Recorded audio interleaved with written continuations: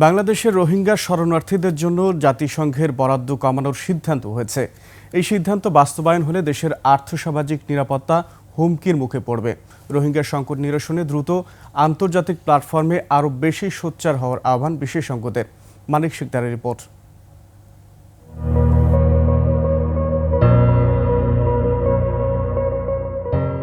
৫ দশক ধরে জাতিগত সহিংসতা, হত্যা, নির্যাতনের শিকার হয়ে রোহিঙ্গারা মিয়ানমার ছেড়ে বাংলাদেশে আশ্রয় নিয়েছে। শুধু ২০১৭ সালে প্রায় ৮ লাখ রোহিঙ্গা শরণার্থী বাংলাদেশে আশ্রয় নেয়। এর আগে বিভিন্ন সময় প্রায় ২.৫ লাখ রোহিঙ্গা শরণার্থী হিসেবে ছিল। প্রতি বছর প্রায় ৩০,০০০ শিশুর জন্ম হচ্ছে কক্সবাজারের বিভিন্ন রোহিঙ্গা ক্যাম্পে। কাগজপত্রে রোহিঙ্গা শরণার্থী ১২ লাখ বলা হলেও বাস্তবে এর সংখ্যা অনেক বেশি। জাতিসংঘ সহ বিভিন্ন দাতা সংস্থার অনুদান ও বাংলাদেশ সরকারের উদ্যোগে বিপুল সংখ্যক রোহিঙ্গা শরণার্থীদের খাদ্য, আবাসন, স্বাস্থ্যসেবা দেয়া হচ্ছে। জাতিসংঘ থেকে প্রতি মাসে জনপ্রতি $12.৫ বরাদ্দ দেয়া হতো। সম্প্রতি জাতিসংঘের সহযোগী সংস্থা বিশ্ব খাদ্য কর্মসূচি থেকে জানানো হয় বরাদ্দ কমিয়ে এখন $6 করা হয়েছে। পুরা ক্যাম্পর রোহিঙ্গা 20 টাকা দিয়ে 3 বেলা খাবার কিভাবে ম্যানেজ করবে? Rohingya community bad gangs activities দাসে ইনভলভ হয়ে যাবে। লিলি হালাল বিউটি সোপ, বিএসটিআই কর্তৃক সনদপ্রাপ্ত দেশের প্রথম হালাল বিউটি সোপ, দীপ্তিময় উজ্জ্বল ত্বকের জন্য।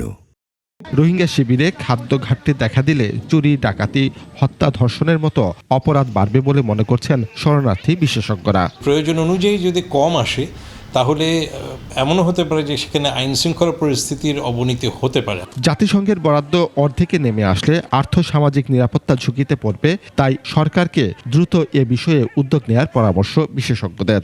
এই ইম্প্যাক্টটা যে আসছে এটা তো আমি 6 মাস থেকেই জানি, তো না জানার তো কোনো কারণ নেই। আমি ওয়েট করছি কেন? আমি ওয়েট করছি যে কি ট্রাম্প অন্য চিন্তা করবে।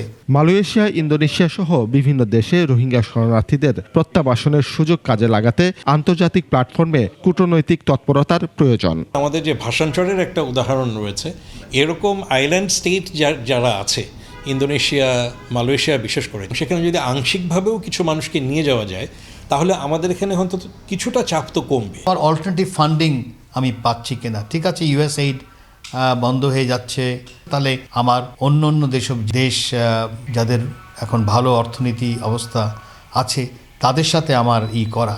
আমেরিকার রাজনীতির পট পরিবর্তনে ইউএসএআইডি সহ বিভিন্ন দাতা সংস্থার অর্থায়ন নিয়ন্ত্রণ করায় বাংলাদেশেও এর প্রভাব পড়েছে। তাই দাতা সংস্থার প্রতি অতিমাত্রায় নির্ভরশীল না হয়ে বিকল্প ব্যবস্থা গ্রহণের তাগিদ বিশেষজ্ঞদের। আমরাও যদি ওই চিন্তাই করে থাকি যে না ওই আমেরিকা তো আছেই বা ওই দেশ আছে। মানিক শিকদার, 21 টেলিভিশন, ঢাকা।